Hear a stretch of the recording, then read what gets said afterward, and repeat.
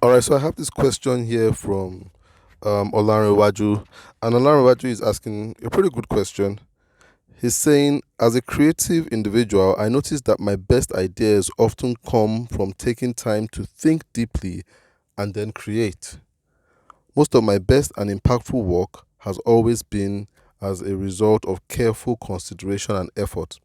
However, now that I am working in an organization that prioritizes fast delivery, I find myself struggling. The pace at which they expect you to work feels too rapid for my liking. For each project I complete leaves me with a sense of unhappiness, knowing that I could have done better if I had more time. I feel that I am not producing the best version of myself in these circumstances. How can I navigate this situation, and what advice would you suggest? All right, thanks a lot for that question, Olanrewaju. And I think that's a very good question. I can relate to that question, and I'm sure a lot of people can. And there are different things I want us to look at in this question.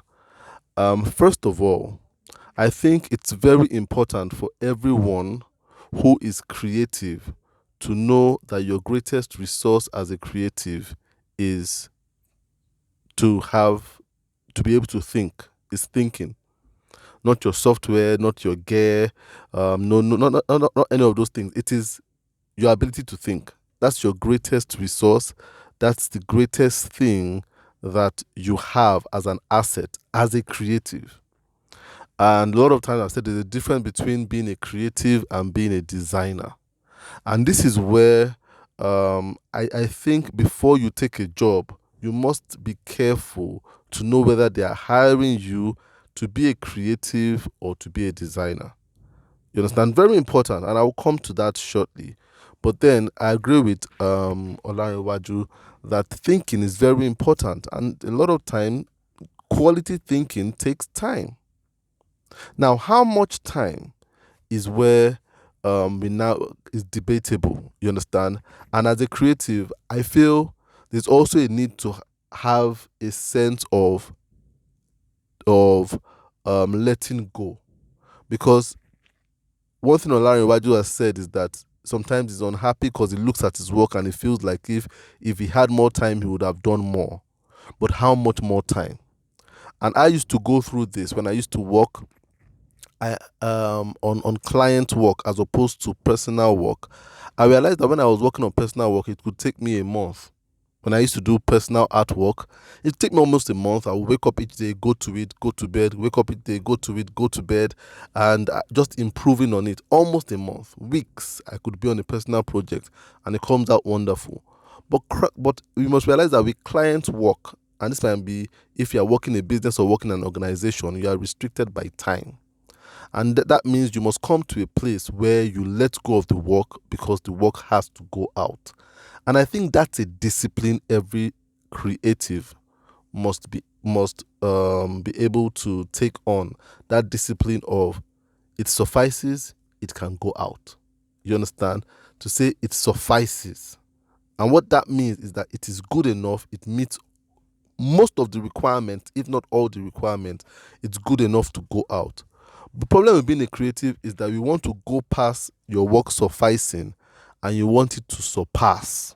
And what that means is you want it to surpass your own expectations and to be on a level of almost perfect. And the problem is that if you work that way, you will end up with what I call the Leonardo da Vinci syndrome, which is doing good work but never completing it. You never complete the work you do because you want to be perfect. So I really believe that not having enough time and sometimes just having somebody putting pressure on you to say it is enough is not always bad. You understand? It's a discipline we must all learn, that we let go of the work when it suffices. It doesn't have to surpass our expectation. And so a lot of times when you're doing work to surpass your expectation as a creative, you begin to work for yourself. You understand? But the truth is, if you're being commissioned to work, you're not working for yourself. You're working as a service to the client. And so you can't take all the time in the world. But then That said, I think it what Olanrewaji is talking about is a very genuine problem, because I see a lot of people who work in organizations go through this problem too, whereby organizations they are working with give them very little time to think about what they are designing. And so when you look at your work, it doesn't look half as good as you know you can deliver. And because a lot of the times the organizations are all about business. You understand? They're all about business. So they're about the client paying and them closing that job and moving on to the next one. You understand? But you as a designer, you're more or less thinking about your portfolio. So this is what I would like to say. First of all, I think when people take up jobs, they don't ask enough questions. And that in itself is a big problem. When people take up jobs, they don't ask enough questions. So I believe before taking up a job, an employment anywhere, you must ask yourself 5 things. Consider 5 things before taking up a job anywhere. If you can't consider these 5 things, you might find yourself in a job you don't like at the end of the day. And I will run through these 5 things. And when you go through these 5 things, you would begin to know what job to stay at, what job to leave. And this brings me to the point where I'm going to say, when you are employed in a place, newly employed, a lot of times your employer puts you on probation. Most of the time, 3 months, sometimes a month. You understand? Sometimes some people give 6 month probation, but I think it's usual 3 months. And this is where I would advise you to put your employer on probation. So your employer is putting you on a spoken probation, and sometimes they might not tell you, sometimes they're telling you that you're on probation for 3 months. I think you too, as an employee, should put your employer on probation, but yours is unspoken. And that means you take the first 3 months to study your employee. And there are 5 things you need to know about the place in these 3 months. And if you can't check most of the boxes of these 5 things I'm going to mention, then I would advise you to leave the job after 3 months. So it might take you 3 months to really study these things and get your data. But then if you can study these things and you realize that you cannot check most of the boxes, at least 3 of the boxes of these 5 things, then you might be very unhappy at that place. And if you can check all 5, I think you have a good job. So before you say, I have a good job, you want to check all these 5 things. And these are some of the things that I think Olanrewaju did not check before working with this organization. And that's why today he's in this place where he feels he needs more time. He needs more time to work on projects and is unhappy with what he's delivering at work. So the first thing, when you get employment somewhere, working in a place, you are being employed, first thing you should want to check, you want to consider, is the payment for work. Now, I wouldn't say these things they're not, I'm not following any particular hierarchy. You understand? I won't say one is more important than the other. Just first thing on my list here is payment for work. One thing you want to consider is payment for work. Now, and I guess a lot of people don't need to be told this, because this is what a lot of people consider. And this is the only thing a lot of people consider to know whether they have a good job or not. But that's a disillusionment that they have when you only think of pay. Work is more than pay. I know people who work very high-paying jobs and they are very unhappy. You understand? So work is more than pay. But you must consider the pay for work. You understand? So think about the payment for work. What does it cover for you? What does it mean to you? Does it cover your basic needs? Does it cover your ability to get to work? Does it cover transportation? Does it cover feeding? Does it cover other things outside of work for you? So you must think about that. The pay for work. You understand? Pay for work, very important. So you must consider the pay. And I won't spend too much on that, because a lot of people already spend time considering the pay. But that's the only thing they consider. But there are 4 more things you need to consider. The second thing I'm going to talk about is you need to consider the purpose of the work. Purpose of the work. And this is where the purpose, you must know why they are hiring you. So I have a lot of people say, my employer doesn't give me time to think. You understand? They don't allow me to create. They tell me what to do. And this is where you must look at your responsibilities. And this is where I started out saying, are they employing you as a creative or as a designer? You must be sure. Because I see a lot of people that are being employed as designers complaining that they are not given roles of a creative. But you must look at your employment letters. Does it talk about you being the creative, the one that makes decisions about the direction of projects? You understand? So when it tells you you must be able to use so and so software, you must be good at using this, you must be fast at delivering work, those things must take it important. Because when they say you must be good at using software, they're not telling you you must be good at thinking about where the project is going. They're just saying you must be the hand that can use the software when they think of the direction they want you to go. You understand? So a lot of people take it for granted that when they are hired as designers, their work comes with a responsibility of being creative. No. A lot of businesses do not need your creativity. They already have a person who they feel is in charge of creativity. You understand? So you must know. You must find out these things when they are being interviewed. When you are being interviewed for the job, you must ask them, in this job, don't take for granted. Ask them, in this job, would I be allowed to think about the project? Am I being hired as a creative? You understand? Will my creative input be accommodated? Am I the one that comes up with the creative direction? Or will I be taking orders from somebody? Very important. Even if you're not working a job and just working with a client, you understand, and you're working with a client that might be an establishment, always ask that question. I always ask them, are you the one that makes the creative decisions, or am I the one? Is there somebody I will need to be talking to? Because I've seen a lot of people, even in business, saying they hired me to do this, but they're the ones giving me creative direction. You understand? You must be sure. So if you are being employed by someone, you must know the purpose for which they're employing you. Is it just because they can't use the software, but they have the ideas? So you must ask them, am I hired to be the ideas person? Am I working in a team, or am I taking orders from someone? Is there a creative director somewhere? And if you are just a designer, you cannot complain when they are saying, just do this way. We are not asking for your input because they've told you their purpose. So don't just think because they are saying, are you good with Photoshop? Are you good with Illustrator? Are you good with Figma? That they're going to be asking you to be the one to know the direction in which you're going to use these softwares for. You understand? So you must know the purpose of your work. Purpose. Are you hired as a creative or as a designer? Sometimes you're hired as a creative, but you're not hired to do the design. You understand? So you're hired to think and to give directions to the designers.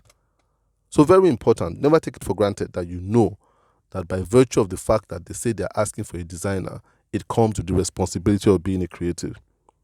The third thing that you must consider is the process of work. So you think about the payment, think about the purpose, think about the process of work. And the process of work is when you now start thinking about how much time do they usually give for creative work. So you must know the process. So for this place you are working, their process is short for creativity. Some places, their process for creative work, you understand, for design work, let me not just say creative work. Design work, if you are working on a design, is 1 hour. Within 1 hour, a design should be out. Some people is 1 day. Some people is 1 week. Some people is 1 month. You must know what their process is. So you must ask questions and know what's the process. And if you can't ask questions, remember that's what the 3 months is for. So some people, they want 2 iterations every day for the next 1 week. That's their process before they present a design. Some people, you must have 4 meetings, you understand, before a project is closed. You understand? So you must know what the process is. Some people, their process is, you must show your design to this person who now shows it to the other person before it's approved. You must know what the process is. The process of work. Know what the process is. The chain of command. Very important. Because a lot of people go to places expecting to impose their own process. But it's not your organization. You are being hired. You must know the process. And that's what you use the 3 months in knowing. 3 months. You used to know the process. Know their process. And after 3 months, you are not comfortable with the process. You are free to leave. You are free to leave. The first thing you must consider is the pattern at work. The pattern. Pattern is very similar to the process. But the thing about patterns is a lot of times they are unspoken processes. So processes, it might be spoken that, okay, we use two hours for design. Every 2 hours, design must be churned out. Patterns are those things that are more like culture, behavioral things that are unspoken but just happened. And one thing that I can give an example as a pattern of work might be how early they pay salaries. You understand? So they have a pattern of delaying salaries. So the salaries come very late. You understand? On the employment letter, it tells you salary comes at the end of the month, but in reality, it comes 2 weeks into the next month. You understand? So you know that's a pattern. It happens the first month, happens the second month, delayed. You understand? So sometimes you go to a place and say, it doesn't really happen that way. No. You must, if it happens 3 months consecutively, it's a pattern. In fact, 2 months consecutively is a pattern. You understand? So you must know the patterns. You must know the patterns. There are some patterns whereby some people are sacred cows, for lack of a better word, sacred cows in particular organizations. So they might not be the creative director, but they are such good friends with the creative director. They might be in accounts department itself, accounts, and they look at your work and they say it's not good. And like, well, their opinion doesn't matter. But you realize that every time they say your work is not good, the creative director doesn't accept it. You understand what I'm saying? Those people, you must know that they've become a pattern of validation of work. It's not stated like that in your employment letter or in the chain of command. They are not official processes, but they have a say. Sometimes it's the wife of the MD. She doesn't work there, not an employee, but she comes and she's able to boss people around and give you projects that are from their church and from their whatever, personal projects. That's a pattern. You were not told that was the case when you were being employed, but you come and you realize that that's a pattern. You must be sensitive of patterns. If you have patterns at the place of work that are not patterns that you're comfortable with, then you can stop after 3 months. You understand? You can stop. So you must consider the patterns at work. And the last thing that I will say you consider when you're working in a place is the people at work. Now this is very important, if not the most important, the people you have to work with. You understand? Whether you get along with them, you don't get along with them. You understand the way they talk, the mannerisms they have. There was a time I was talking to one of my mentees, and he just got work in an advertising agency, and he realized some patterns, and he realized some people, and he realized that some people are just toxic. You understand? Just toxic. You understand? They're always, there's a lot of backbiting, a lot of side talking and stuff like that. The people are workaholics. You understand? They don't expect, they don't have any respect for family values or rest or downtime. You understand? They just want you to always be working. For some people at the work, that work is their life, and they expect the work to be your life too. You understand? And you're like, you don't just get along with this person. And the funny thing about this last thing about the people at work is that you don't even have to be able to articulate it. That sometimes you work with some people and you just don't know, you just don't feel their vibe. The vibe is not just right, and this is why I don't talk about the vibe. It's okay to quit a job because of the vibe, and you don't have to explain it more than, I just don't like the vibe at this place. You understand? So some people think it's ridiculous to quit working in a place because all they can say is that they don't like the vibe, and that's not a good enough excuse. It is. For you, the vibe is just a spiritual undercurrent there. You just don't like it. When you go to work, there's just a spiritual undercurrent of sadness amongst the people, of envy and stuff like that. The people at work, very important. Sometimes the people at work can be a person, the person they are working under directly. You just don't like the way the person is talking to you, the person doesn't greet you, the person greets you, just something. You must consider the people. Use 3 months. Consider the people at work. Very important. So I'll go over it again. If you're working in a place, consider the pay. You understand? But it doesn't end there. Consider the purpose of the work. Why are they hiring you? What are they hiring you for? What's the job description? What's the purpose? You understand? Ask questions. And this is where you see when you go for job interviews, they're not just interviewing you. Interview them too. Ask them questions. Remember, it's a conversation you're having. They're checking whether you are a good fit for them. You are also checking whether they are a good fit for you. You understand? So know the purpose. Know their process of work. And this is where you must do your due diligence. Know their process. Go to their Instagram page, read their languaging, read about what they talk about, their process, how it takes. Go to their website. Before you take the job, check it out. And while you're there, study the process. You understand? Know the process. And remember, you are not bringing your process. When you work as an employee, you must align with their process of doing things. But if you don't like it, the beautiful thing is that you have the opportunity to leave. You must know the patterns. the patterns, and this is where you need a lot of discernment. Know the patterns. Look at those things they are saying, but they are not doing. Do you understand? Those unsaid laws that are there, that go on there. Look at, when you go to the pattern, it goes as much as where people park. You understand? Notice where people park and don't try to take someone's parking space. You understand? Know how things work in a place. Those unwritten rules, very important. Study the patterns at work. And then you must also know the people. You understand? Know the people at work. See if they're your kind of people. Study their vibe. Feel their vibe. You understand? Know if you align and if you fit in. And if you can know all these things, then you won't fall into that. You won't be in this situation of saying, I want more time. Because what it now says is that process doesn't align with your process. Their timing doesn't align with your process. You understand? So you say, okay, you want more time, and they're not giving you more time. It means that you now need to align yourself with their time. You understand? But then you must look at your employment letter and also know your purpose of working there too. Are they hiring you as a creative or as a designer, or both? But you must know, are you allowed to make decisions? You understand? If you're a creative, most of the time you're allowed to make decisions.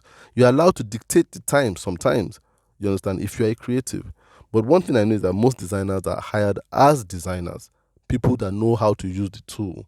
But they are not there. The employers are not really interested in you using your head.